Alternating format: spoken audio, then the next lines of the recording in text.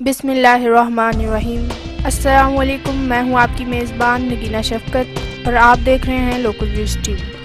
उम्मीद है अल्लाह ताला के फजल व करम से आप सब खैरियत से होंगे और दुआगो हैं कि अल्लाह ताला हमारे मुल्क को दुश्मन की नज़र बद से बचाए और मुल्क को दिन दुगनी रात चुगनी अता करे, आमीन।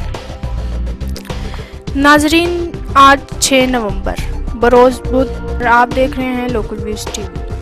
उम्मीद है अल्लाह ताला के फजल व करम से आप सब खैरियत से होंगे और दुआगो हैं कि अल्लाह ताला हमारे मुल्क को दुश्मन की नज़र बद से बचाए और मुल्क को दिन दुगनी रात चुगनी अता करे, आमीन।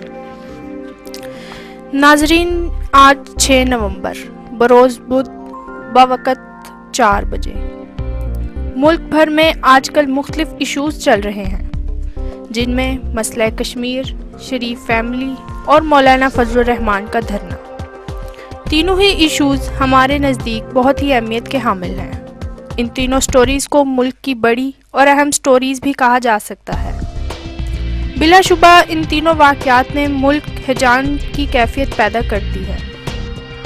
हर सू इन्हीं अवामिल का चर्चा ज़द आम है। ताज़ा तरीन इत्तलाआत के मुताबिक नवाज शरीफ अपनी बेटी के हमरा जाती उम्रा पहुँच चुके हैं। नवाज शरीफ 16 दिन हस्पताल में ज़ेर इलाज रहे, जो कि ताहाल जाती उम्रा में ज़ेर इलाज है। मरियम नवाज भी फिट नज़र नहीं आती। वो भी जेल की सोहबतों से बरी होकर अपने वालिद की क़यामगाह में रिहाइश पजीर हैं, जबकि इसी जगह पर जाती उम्रा के गिर्द कारकुनों की बड़ी तादाद शरीफ फैमिली के जोशो खरोश से अपने कायदीन का दीदार करने के लिए बेताब दिखाई दिए।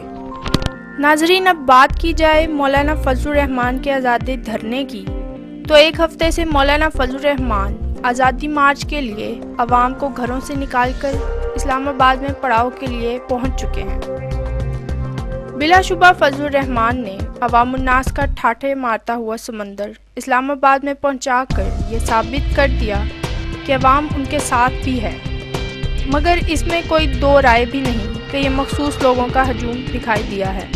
पीपी और नून लीग ने भी मौलाना के साथ यूँ महसूस होता है कि कोई हाथ कर दिया है और मौलाना को बंद गली में लाकर खड़ा कर दिया, क्योंकि दोनों जमातें धरने में नज़र नहीं आ रही और दोनों जमातों का ये भी मौक़िफ़ है कि इनकी हमायत सिर्फ इस हद तक ही थी। ये भी हैरानगी का आलम है कि मौलाना फजलुर रहमान ने अपने ज़ोर बाजू पर अभी तक मंझे हुए दिखाई दे रहे हैं। हत्ता कि हुकूमत को भी जान के लाले तो पड़े, तो इन्होंने हुकूमती पैनल तश्कील देकर मुज़ाकरात का सिलसिला भी जारी रखा, मगर हुकूमत और फजलुर रहमान के दरमियान बर्फ़ पिघलती नज़र नहीं आ रही।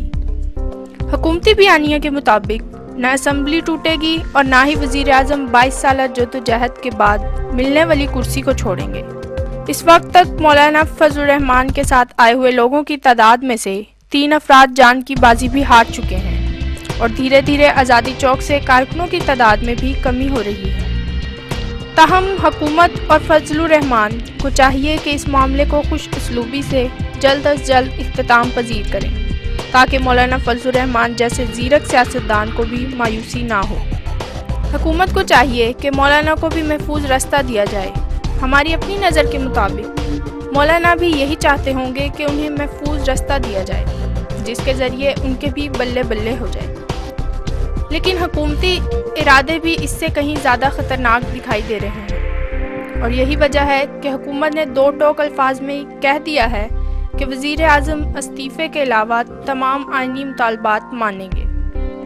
उधर इसी सियासी कशमकश में कश्मीर, जहां पर इंडिया ने अपनी बर्बरियत के 100 रोज़ होने के करीब है, वहां पर कर्फ्यू नाफिज करके पूरी दुनिया की आंखों में मिर्चें डली हुई हैं और इन सब के कान बंद हो चुके हैं, जो इस तरफ राग़िब होने का नाम ही नहीं ले रहे। हमारी सोच के मुताबिक मसला कश्मीर को दबाना और मौलाना फजलुर रहमान को उभारना भी किसी साजिश का हिस्सा हो सकता है। बहरहाल हम अल्लाह से दुआगो हैं कि अल्लाह हमारे मुल्क को दुश्मन की नज़र बद से बचाए और मुल्क को दिन दुगनी रात चुगनी तरक्कियाँ अता फरमाए, आमीन। अल्लाह निगहबान।